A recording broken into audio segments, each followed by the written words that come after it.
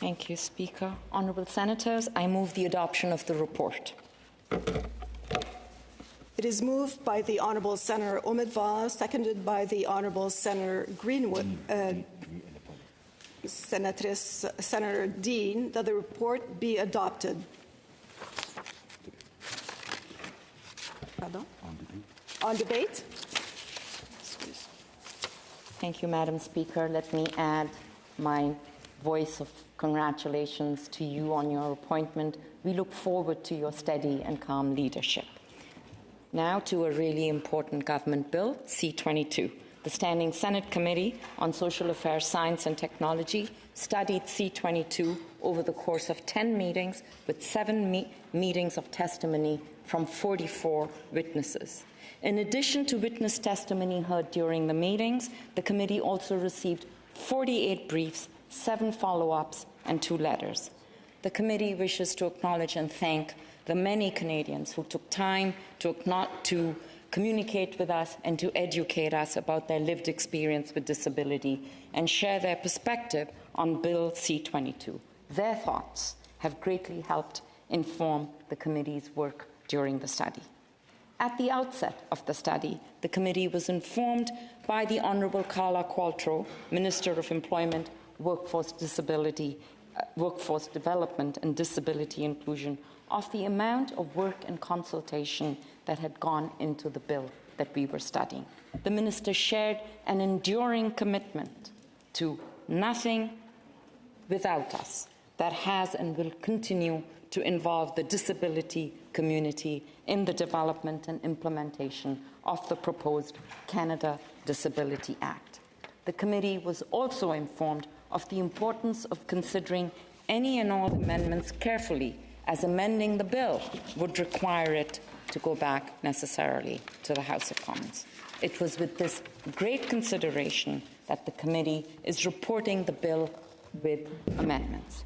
The committee heard concerns from many witnesses about the possibility of the benefit being clawed back when interacting with other benefits and income supports, including private insurance providers. Hart Schwartz, adjunct professor at Osgood Law School, stated that it's no benefit if private insurers throughout the country in different provinces can set off the amount so that effectively you get no disability benefit at all. The committee therefore adopted an amendment to Clause 9 using wording similar to that suggested by several witnesses and endorsed by trial lawyers' associations across Canada. The amendment specifies that the benefit cannot be recovered or retained in whole or in part under the terms of any contract, insurance plan, or similar instrument.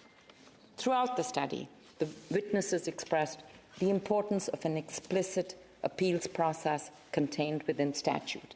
We heard from Adrian Mertzan of the Income Security Advocacy Centre that the risk of not providing an appeals process in the statute is that it could permit the creation of an inaccessible appeal mechanism in the future. The committee therefore adopted an amendment creating a new Clause 10.1, which would allow a person or someone applying on their behalf to appeal the minister's decisions regarding their eligibility for or the amount of the benefit. Bill C-22 was amended by the House of Commons Standing Committee on Human Resources, Skills and Social Development and the Status of Persons with Disabilities to require the Governor and Council to take into consideration the official poverty line as defined by the market-based measure. The committee heard, however, that persons with disabilities often experience higher costs of living than the average. Krista Carr, Executive Vice President of Inclusion Canada, stated that we need to recognize that people with disabilities have additional costs that go beyond the poverty line, sometimes up to 30 or 40% more. The committee also heard that despite the nothing without us approach and widespread consultations across Canada, there remain marginalized people with disabilities and organizations that face additional barriers to consultation and inclusion. Janelle Anderson, Vice Chair of ASHE Community Foundation for Black Canadians with Disability, shared that intersecting identities really impact your experience with disability. For these reasons, the committee adopted an amendment to Clause 11, adding that the Governor and Council must consider the additional costs associated with living with a disability, the challenges faced by those living with a disability in earning an income from work, the intersectional needs of disadvantaged individuals and groups, and Canada's human rights obligations.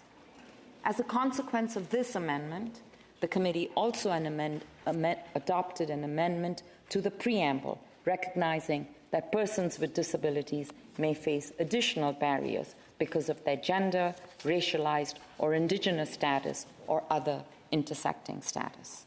All witnesses before the committee agreed that the Canada Disability Benefit should begin being paid out to eligible individuals as soon as possible.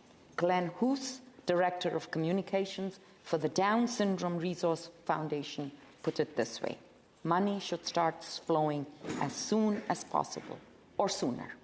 For this reason, the committee adopted an amendment to Clause 11 requiring that within 12 months of the coming into force of the bill, the Governor and Council must make the necessary regulations to begin paying the benefit. The House Committee had amended the coming into force date of this Act as no later than the first anniversary on the day on which it receives royal assent. However, it did not grant authority to anyone. An official from Employment and Social Development Canada informed us that the no later than doesn't actually have any way to be implemented, as there is no authority that has been given to the Governor and Council to actually bring the law into force earlier than the first anniversary. The committee therefore adopted an amendment enabling the Governor and Council to fix a date no later than 1 year after royal assent.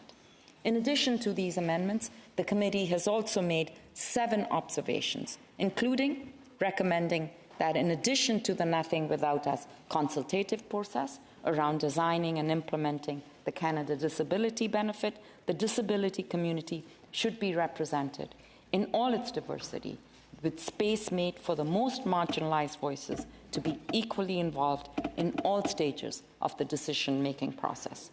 Noting concern that the benefit is limited to working-age persons with disabilities, which may perpetuate poverty amongst persons with disabilities over the age of 65, particularly women, and that with old age security becoming available at 65, seniors with disability may experience a reduction in income. Recommending that persons with mental illnesses be explicitly involved in the drafting of regulations to ensure that the spectrum of disability, including episodic disability due to mental illness, is considered. Stressing the importance of respecting the necessary autonomy of persons with disabilities to live their life with dignity, and acknowledging that financial security is one way to help prevent certain types of violence against a person with a disability, and recommending that the benefit's eligibility be determined by an individual's income rather than that of their family or household unit.